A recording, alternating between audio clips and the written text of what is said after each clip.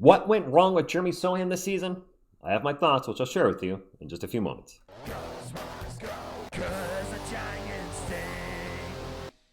What is up, San Antonio Spurs fans? Welcome to TSR Sports, TGIF, and what a fantastic win by our Spurs last night over Detroit Pistons.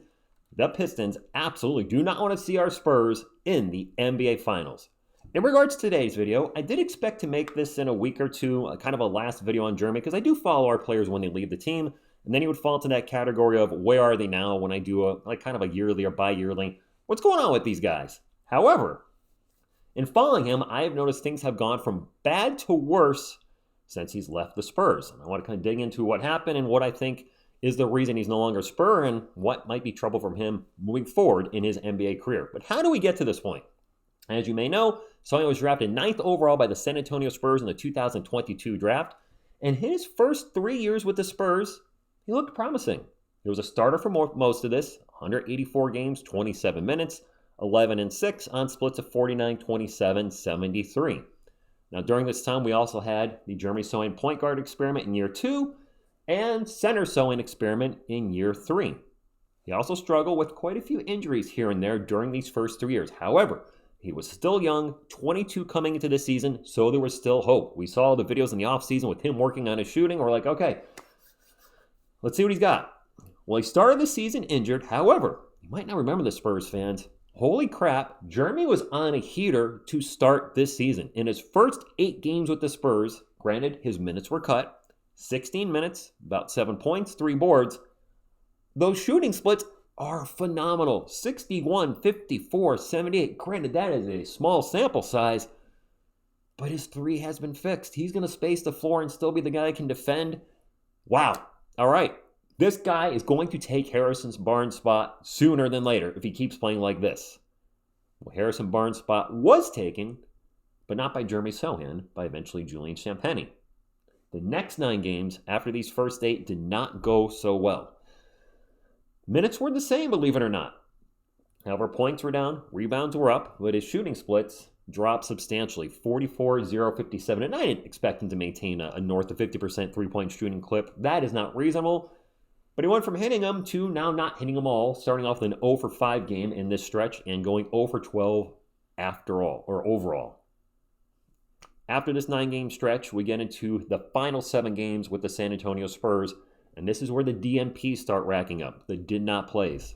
Over his last 7 games with the Spurs, and he had 19 did not plays here, he only played 7 minutes a game. A point, a board, and splits of 33, 22, and he didn't even take a free throw. What was going on? Started hot, cooled way off, and then just out of the rotation. And a lot of folks will say TSR is because of his lack of his three-point shooting. And I would agree with that. That was an issue.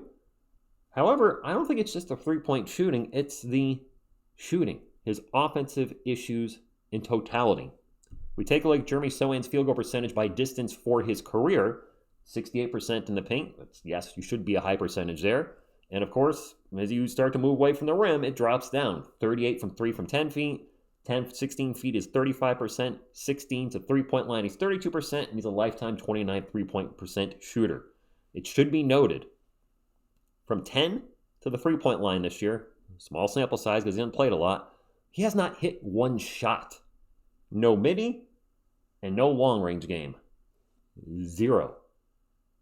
And why? What happened with Jeremy Sochan? Why is he not a Spur anymore? Because his offensive game no longer works with what the Spurs are doing. And I know a lot of folks are going to go, Stephon Castle can't shoot the 3 TSR, neither can Dylan Harper. Yes, I can see that. They can't shoot the 3s either. However, Steph is 44% from middies this year. Dylan is 40%. They can both drive and finish in the paint very, very well. And they're both playmakers for their teammates. They are doing more now in years 2 and 1 than Jeremy is doing in year 4 offensively. This was the right move for the Spurs to move on from Jeremy Sochan. It sucks, but you see the progression from Harper throughout the season, the progression from Castle from last year to this year. And Jeremy, there was progression in a small sample size to start the season, and then it dropped off, and it was, unfortunately, offensively, the same old Sochan we've pretty much seen the last 3 years. He just wasn't developing. And unfortunately, to prove the world right that, it just wasn't the Spurs. The Spurs weren't the problem. He goes to New York. Guys, look at this. His 8 games with the Knicks. And I thought I'd do a bigger sample size. I was like, I'll wait until he plays like 10 to 15 games. In a moment, though, I'm going to show you why I've already dropped it down to 8 games. He's playing 5 minutes a game. He's getting less minutes in New York than he did with San Antonio. A point a game, a rebound, splits of 33, 0, and 50. It seems like he's already done in New York. Because if we take a look at his last 5 games, Spurs fans, 5 minutes against the Cavs, 6 minutes in a blowout versus the Bucks, in another blowout versus his former team that drafted him and then eventually waived him. He only got 2 minutes. I would think if there's any game where you're going to get maybe a little more playing time, it's against your former team, especially in a blowout. It was lost by 25. How did he not get at least 8 minutes in that game? And then in the most recent games from the Knicks, on a back-to-back no less, he plays 1 minute versus Toronto, 2 minutes versus the Thunder. Spurs weren't the problem. He just did not fit offensively with the Spurs, and I think the Knicks are finding out he doesn't fit with them. The Knicks tried with Gershon Yabusele. They couldn't make that fit. Blame it on the player, blame it on the team, blame it on both. That didn't work out. Jeremy goes there, and it's already starting to look ugly for him getting playing time, especially with the Knicks now focusing on Mohamed Diawara. That was their 51st overall pick in last year's draft, and he's been playing pretty well, and he has a long-range game. It makes sense for them to focus on the guy that's younger, cheaper, and can hit a 3-ball now than develop the guy that still can't hit one in his 4th year. We talked about this last night in the stream. I do think it was a mistake with Jeremy Sochan signing with a contender, a team that mostly has the rotation set, and I get it. You're going from one contender in the Spurs to another contender in the Knicks. You want to stay on a winning franchise. But at this point in your career, you need to get with a team that's going to give you minutes and has time to develop you. The Knicks are now vested in Diawara. I think he needs to go to a lottery-type team next season where maybe he can get at least 15 minutes off the bench or crack the starting rotation. Because right now, his career is already trajecting to journeyman. Spurs this season, Knicks this season. If he's on a different team next year, that's going to be 3 teams in about a year span. That is no bueno. So I'm wishing him well, but he's now on the path to out of the NBA in the next 3 years. So good luck to you, Jeremy. It wasn't a fit. There's a summary of the video. What went wrong? He just didn't fit. I know there's speculation about off the court or maybe on off the court issues with Mitch Johnson. Some of you said it's the girlfriend. Whatever it may be, where the Spurs are now and where they're heading, he did not fit. And it's looking like he doesn't fit in New York either. I hope he finds a place where he does fit. Drop a comment down below. Do you think I'm right on that summary, or do you think I'm kind of cuckoo and maybe some of you watching think he should still be here?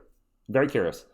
I will be live tonight at 9:30 p.m. Eastern for the Spurs versus old nemesis number 2, Kawhi Leonard, and the Clippers. That should be a fun one. The Spurs logged a lot of minutes last night in their win over Detroit. I think Wemby played north of 36. I think a lot of other guys played north of 30, so I'm very interested in what Mitch is going to do with the rotations tonight. I am glad we're seeing more Carter Bryant. And dang, if you haven't been paying attention to the Spurs the last few weeks, Carter Bryant is the second best shot blocker on the team. He's explosive.